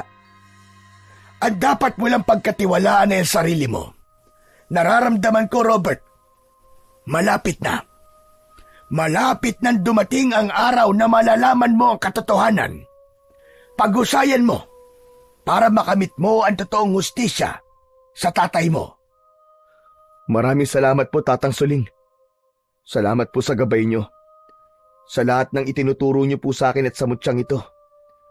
Nakahanda na po ako sa lahat ng uri ng panganib. Kailangan nang matigil ang kasamaan ng aswang na yon. Paghandaan mo mabuti, Robert. Mag-iingat ka. Dahil oras na makuha ito, kamatayan. Yan ang sasapitin mo. Wala siyang awa. Ang tingin niya sa'yo ay isang balakid. Balakid? Ano ba talaga ang plano nila dito? Wala silang plano. Pero ang gusto lang nila ay ang pumaslang para may makain sila. Mga hayop sila. Mga demonyo. Pagbabayarin nilang ginawa nila sa tatay ko at sa lahat ng mga naging biktima nila. Buhay nila ang sisingilin ko. Ganyan nga, iyo. Ganyan nga. Nagpaalam na si Robert sa matanda. Inabot na siya ng gabi sa paglalakad pauwi sa kanilang baryo. Pero hindi takot ang binata. Wala siyang pakialam kung may makita man siyang aswang sa kanyang pag-uwi. Tiwala na siya sa kanyang sarili na kaya na niyang pumaslang dahil sa kanyang mutya, sa mga orasyon na natutunan niya sa matanda at sa sandata na ipinabaon sa kanya ng matandang albularyo, ang binasbasang balaraw. Ligtas naman na nakauwi si Robert, pero pagkalipas ng ilang araw, napansin niyang muli ang anino na nagmamalman sa kanya. Mabilis siyang umikot sa likod ng bahay at maingat na pumunta sa lugar kung saan matatanaw niya kung sinong tao ang nasa likod ng puno. Natulala siya nang makilala ito, si Mang Juan, ang tatay ng kaibigan niyang si Natoy. Teka, anong ginagawa niya? Bakit niya ako minamanmanan? Anong meron? Dahil sa pagkakatuklas niyang yon, siya naman ang nagmanman sa matandang lalaki. Isang gabi, nagtago rin siya sa likod ng isang puno at nakita niyang masayang nag-uusap-usap ang mga magkakamag-anak. Nag-abang siya roon, hindi kumikilos, hindi gumagawa ng ingay. Ilang oras pa ang nagdaan, muntik na siyang makatulog sa pagbabantay nang bigla siyang nakarinig ng mga yapak. Nang tignan niya, palabas na ng bahay ang taong binabantayan niya. Sinundan niya ito ng palihim. Papunta ito sa loob ng gubat. Pambihira! Ano ginagawa ng taong to sa 10 oras ng gabi? Napakuyom ang kanyang mga palad. Galit ang nararamdaman niya habang nasa isip na posibleng isang aswang si Mang Juan. Malalaman ko rin ang sikreto mo at humanda ka. Dahil kung tama ako, ngayon pa lang tatapusin na kita. Patuloy silang naglakad, pero bigla na lang nawala sa kanyang paningin ang matanda. Teka, saan nagpunta yun? Napatingin si Robert sa direksyon ng kaluskos. Pilit na inaaninag ang madilim na paligid. Parang may naglalaban na 2 mabangis na hayop. Ang mga ungol at sigaw ay naririnig niya, at ang paggalaw ng mga damo at sanga ay nagpapahiwatig na may matinding labanan na nagaganap. Ano kaya yun? Dahan-dahang lumapit si Robert. Iningatan niya ang bawat takbang para hindi lumikha ng ingay. Hinawi niya ang damo sa harap niya gamit ang kanyang kamay. Sa kabila ng kadiliman, bahagya niyang nakita ang mga nilalang na matagal niya nang pinaghahandaan, ang mga aswang. Bago pa man siya makalapit ng tuluyan, biglang may naramdaman siyang malamig na kamay na humawak sa kanyang braso. Napalingon siya ng mabilis. Nakita niya si Mang Juan. Galit na galit ang anyo nito. Mang Juan? Agad siyang tinanong ng matanda kung ano ang ginagawa nito sa gubat. Hindi agad makasagot si Robert. Muli niyang narinig ang nakakakilabot na ingay mula sa likod ng mga damo. Ang kaluskos ay muling bumalik, mas malakas at mas nakakatakot. Naririnig niyo po ba yun? Ngunit hindi nagsalita ang matanda. Bagkus ay hinila lang siya nito palabas ng gubat. Pinagalitan siya at sinabing wag nang bumalik sa lugar na yon dahil delikado. Kung delikado ho, bakit kayo nandun? Saka, may aswang po ako nakita. Baka sila pumatay sa tatay ko. Sana hinayaan mo na lang ako dun. Biglang huminto ang matanda. Tumitig ito kay Robert at ang kanyang muka ay unti-unting nagbago. Ang kanyang balat ay nagsimulang maging kulay abo at ang mga mata nito ay naging kulay pula at ang kanyang mga kuko ay humaba. Gayun din, nagkaroon din ito ng matutulis na pangil. Hindi nakapagsalita si Robert. Mabilis siyang sinakal ng aswang gamit ang malalaking kamay.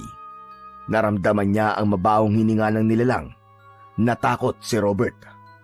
Pero bago pa man siya mawala ng hininga, naramdaman niya ang mainit na bagay na nasa kanyang dibdib. Umiinit ang mutya. Doon lang niya naalala na meron siyang suot na mutya at may balaraw siya sa kanyang mga kamay. Inusal niya ang orasyon na itinuro sa kanya ni Tatang Suling. Ang mutya ng kalabaw ay umilaw. Kasabay nito ay naramdaman ng binata ang kakaibang lakas sa kanyang katawan. Ang kanyang pandama ay tumalas. Bigla siyang nabitiwan ng aswang. Ang bigat ng kanyang katawan ay hindi lang dumoble, kundi naging kasing bigat siya ng isang kalabaw. Napaupo siya sa lupa, pero mabilis na nakabangon. Hindi na siya nagdalawang isip. Habang nasisilaw ang aswang sa taglay na liwanag ng mutya, mabilis niyang sinaksak sa dibdib ang aswang gamit ang hawak na balaraw. Sumigaw ang nilalang ng nakakakilabot na hiyaw habang bumalot dito ang liwanag mula sa kanyang sandata at sa mutya. Unti-unti itong nasunog hanggang sa naging abo. Hingal si Robert. Nanginginig ang kanyang mga kamay. Hindi siya makapaniwala na nakapatay siya ng aswang.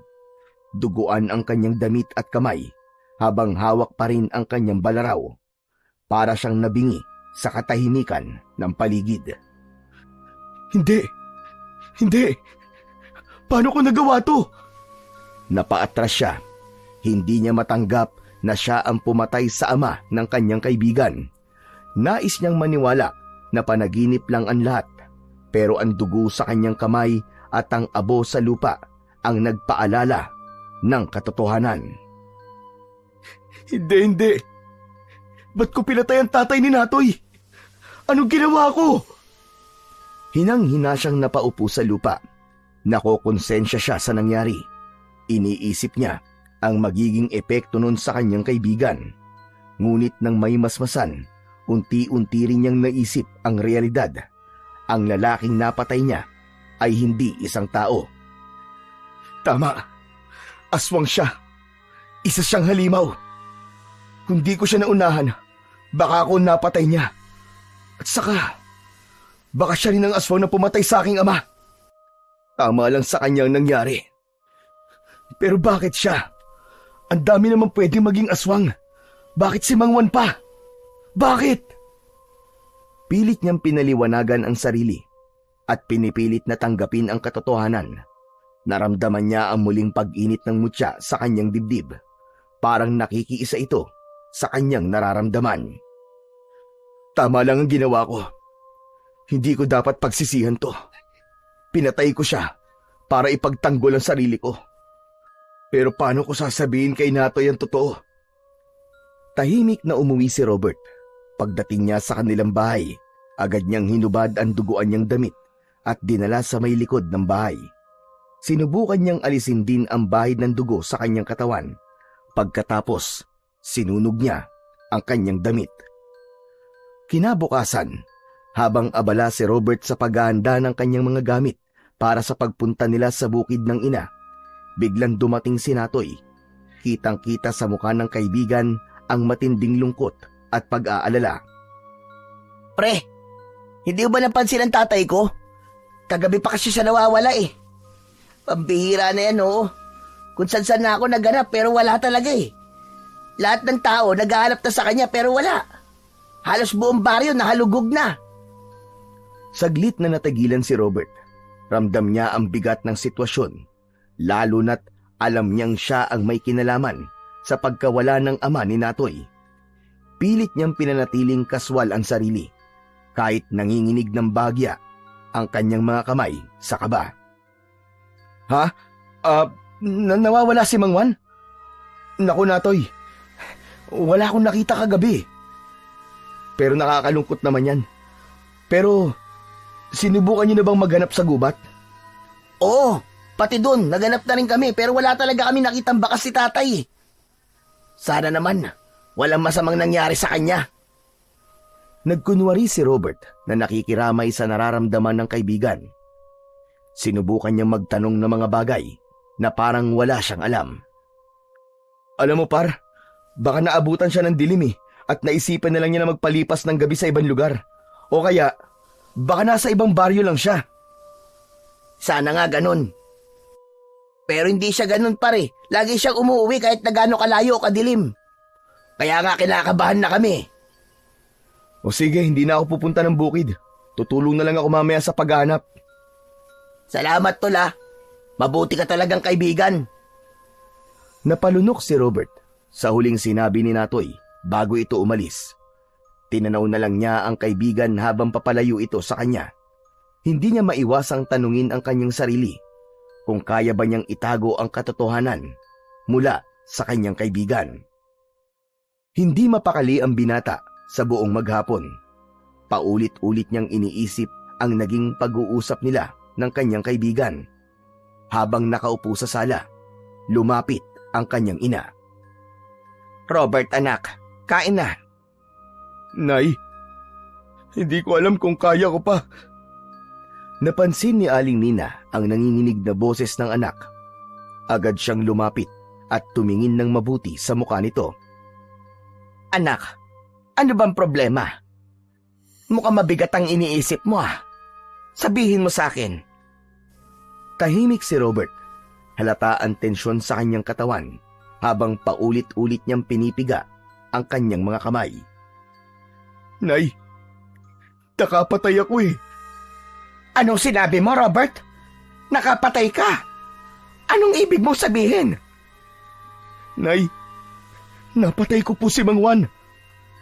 Halos mawalan ng balanse ang ginang nang marinig niya ang sinabi ng kanyang anak. Napahawak siya sa kanyang dibdib habang ang kanyang mga mata ay nanlalaki. Pinatay mo ang tatay ni Natoy, anak! Anong nangyari? Agad na isinalaysay ng lalaki ang lahat ng nangyari ng gabing yun. Nanlumo ang kanyang ina sa narinig. Hindi niya magawang makapagsalita kagad. Pilit na inuunawa ang mga nangyayari. Anak, bakit hindi mo agad sinabi? Natatakot po ako, Nay. Lalo na po kay Natoy. Hindi ko po alam kung paano po sasabihin sa kanya ang dahilan kung bakit ko pinatay ang tatay niya. Pero hindi natin habang buhay na maitatago ito, Robert. Nay, ano pong gagawin ko? Hindi ko po alam kung paano to sasabihin sa kaibigan ko. Anak, hindi madaling harapin ang ganitong sitwasyon. Pero kung mahalaga sa iyo ang pagkakaibigan niyo ni Natoy, kailangan maging totoo ka. Harapin mo ang katotohanan, kahit gaano kasakit. Nay, baka hindi niya po ako mapatawad. Maiintindihan naman niya siguro, anak. Alin po maiintindihan niya? Yung sasabihin kong napatay ko ang tatay niya? O yung sasabihin kong aswang si Mang Juan? Hindi ko alam. Hindi naman ako si Natoy, anak. Hindi kami parehas ng pananaw. Pero kung ano man ang maging reaksyon niya, anak, mahalaga, nagawa mo ang tama. Makukulong ba ako, Nay? Anak, kailangan bayaran ang anumang pagkakautang. Dahil sa sinabi ng kanyang ina, nagkaroon si Robert ng konting tapang. Alam niyang hindi niya maaaring itago ang ginawa niya magpakailanman. Kailangan niyang harapin ang kanyang kaibigan at sabihin ang totoo, kahit anuman ang kahihinatnan. Anak, basta't lagi mong tatandaan, nandito lamang ako. Ano man ang mangyari, hinding-hindi kita iiwan.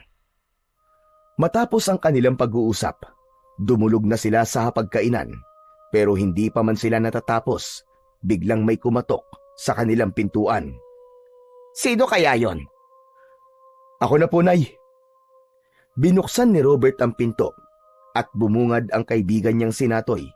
Pagod dito, marumi ang mga damit at halatang galing sa mahabang paglalakad. Ngunit higit sa lahat, mababakas sa mukha nito ang lungkot at galit. Robert, nakita na namin si tatay. Ano? Saan niyo nakita? Sa bukid. Buhay siya. Buhay ang tatay ko. Ano? Paano nangyari yun? Imposibleng mabuhay pa ang tatay mo. Anong sinabi mo? Wala, Natoy. Hindi. May sinabi ka, Robert. Ulitin mo yung sinabi mo. Sabihin mo sa akin kung anong alam mo. Hindi ka naniniwalang buhay siya? Bakit? Natoy. Oo. Nagsisinungaling ako na buhay pa ang tatay ko. Ang totoo niyan, hindi pa namin siya nakikita. Pero may nakapagsabi sa akin na ikaw ang huling nakita nilang magkasunod dun sa gubat. Anong ginawa mo sa tatay ko, ha, Robert? Sabihin mo sa akin ang totoo. Anong ginawa mo sa tatay ko? Ipinagtanggol ko lang ang sarili ko laban sa kanya. Ang tatay mo, isang aswang, Natoy. Hindi ko sinasadya na patayin siya. Nagbago ang ekspresyon ni Natoy. Tila hindi siya nagulat. Ngunit mas lalong sumidhi ang lungkot sa kanyang muka. Aswang ang tatay ko?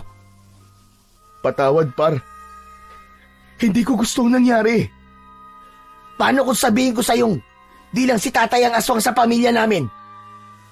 Anong ibig mo sabihin? Biglang napansin ni Robert ang pagbabago sa ekspresyon ng kanyang kaibigan. Hindi na lungkot ang nakikita niya, kundi matinding galit. Unti-unting bumaba ang ulo nito habang nagsimula ang kakaibang tunog na parang nababali ang buto. Agad na napalunok si Robert. Nag-umpisang magbago ang anyo ni Natoy. Humaba ang kanyang mga kamay at kuko at naging kulay itim ang kanyang balat. Ang mukha nito ay naging hugis sa hayop. Naging isang mabangis na nilalang. Ang mga mata ni Natoy biglang tila nag-apoy. Natoy! Pinatay mo ang tatay ko, hayop ka! Pagbabayaran mo ang ginawa mo sa kanya! Bago pa nakagalaw, biglang tumalon ang aswang papalapit sa kanya. Napasigaw si Robert, sabay atras. Robert, anak! Nagmamadaling tumakbo si Aling Nina palabas ng kusina. Ngunit nakita niya ang mabangis na anyo ni Natoy. Napaatras siya sa takot. Hindi makapaniwala sa nakikita. Nay! Magtago ka, dali! Agad na nagtago si Aling Nina sa kanyang silid. Hindi pa rin makapaniwala sa kanyang nakita. Samantala, para mailigtas ang kanyang ina, lumabas ng bahay si Robert. Hinabol naman siya ng aswang. Hindi niya nabitbit ang kanyang balaraw, kaya wala siyang alam na ipanlalaban sa aswang, maliban sa suot niyang mutya. Tama na, Natoy! Sinabi ko na! Hindi ko sinasadya! Saka, baka siya rin ang pumatay sa tatay ko! Kaya mo siya pinatay, kasi ang akala mo, siya ang pumatay kay Mang Elias! Bakit ka tumatawa? May nakakatawa ba? Natatawa ako dahil isa kang tanga. Ha? Anong ibig mo sabihin, Natoy? Ako, Robert. Ako ang pumatay sa tatay mo.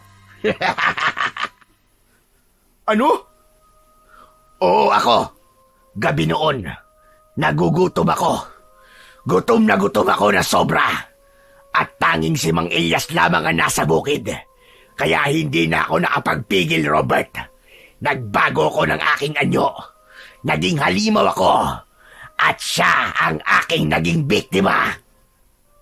Hindi. Hayop ka, hindi totoo yan, Natoy. Nagsisinungaling ka lang. Totoo yun, Robert. Hindi mo alam kung gaano kahirap ang tawag ng gutom sa tulad namin. Hindi mo maiintindihan dahil hindi mo pa nararanasan. Pero ako, Robert, Araw-araw ko nilalabanan ang sarili ko. Pero ng gabing yon, wala na akong magawa. Hayop ka. Bakit mo ginawa yon? Bakit mo pinatay ang tatay ko? Hindi ko ginusto yun. Wala na akong kontrol. Hayop ka, Natoy. Nakiramay ka pa, demonyo ka. Nakibantay ka pa. Yung pala, ikaw ang may kagagawan. Tama na. Wala na silbi at sisihan, Robert. Wala na tayong mababago. Dahil ikaw, pinatay mo rin ang tatay ko. Kaya patas sa tayo.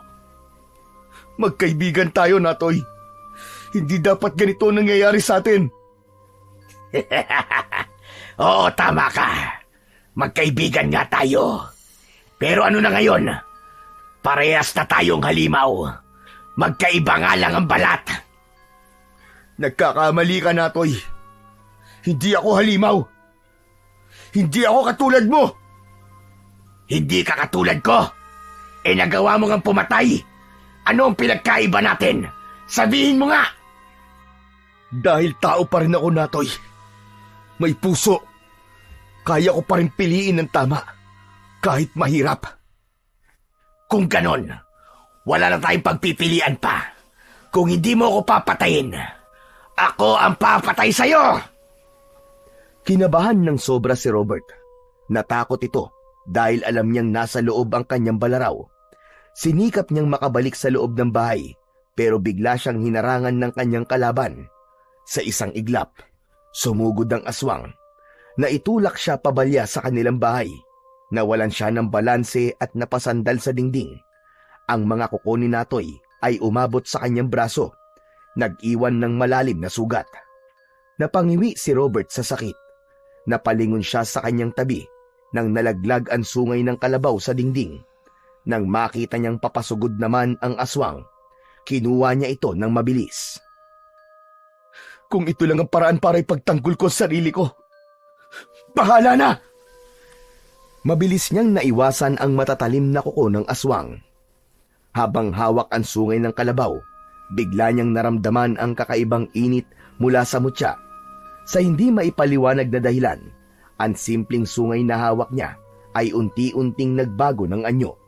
Nagkahugis ito, parang naging espada. Nagkaroon ng talim at nagningning na parang ginto. Agad na napaatras si Natoy, nasilaw at tila nasaktan sa liwanag. Patawad, Natoy. Patawarin mo ako. Sa muling pagsugod ng kalaban, nagawa ni Robert na itarak sa dibdib ng aswang ang sungay. Isang matinis na sigaw ang kanyang narinig at unti-unting bumagsak si Natoy sa lupa. Ang anyo nito ay bumalik sa pagiging tao, duguan at hinahabol ang hininga.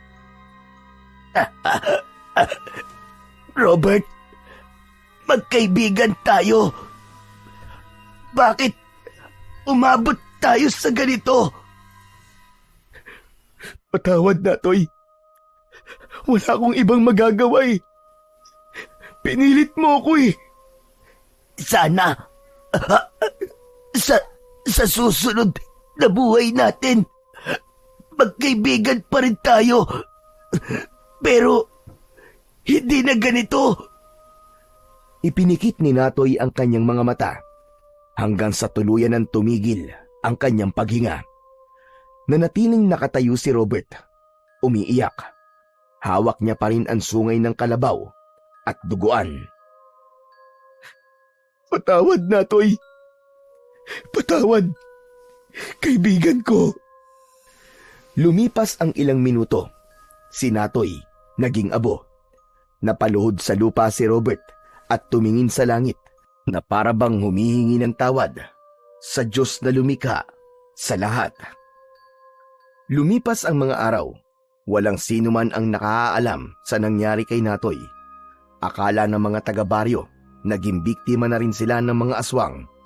Dahil sa takot ng ilang kamag-anak ni Natoy, nagpasya ang mga itong lisanin na ang baryo at lumipat sila sa mas ligtas na lugar. Samantala si Robert ay nagpatuloy sa kanyang buhay. Ngunit hindi na siya tulad ng dati. Mas naging mapagmasid na siya. Mas tahimik at mas malalim mag-isip. Pinagbuti niya ang pagtatangan ng mutya ng kalabaw na ngayoy itinuturing niyang hindi lamang isang sandata, kundi isang simbolo ng responsibilidad.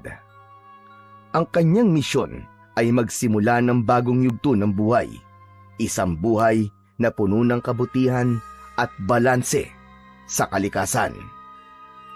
Sa paglipas ng mga panahon, naging isang mahusay na agriculturist si Robert. Naging masigasig siya sa pagtuturo at pagtulong sa mga maliliit na komunidad para mapaunlad at mabigyang halaga ang pagtatanim at imulat ang mga tao sa halaga ng kalikasan. Hindi man nila alam ang tunay na kwento sa kanyang dedikasyon. Alam ni Robert na ginagawa niya ito alang-alang sa kanyang ama at sa kanyang kaibigan na si Natoy. At kung meron mang naliligaw na mga masasamang nilalang, hindi nagpapabaya si Robert. Agad nitong winawakasan ng anumang uri ng kasamaan gamit ang kanyang mutya, ang mutya ng kalabaw.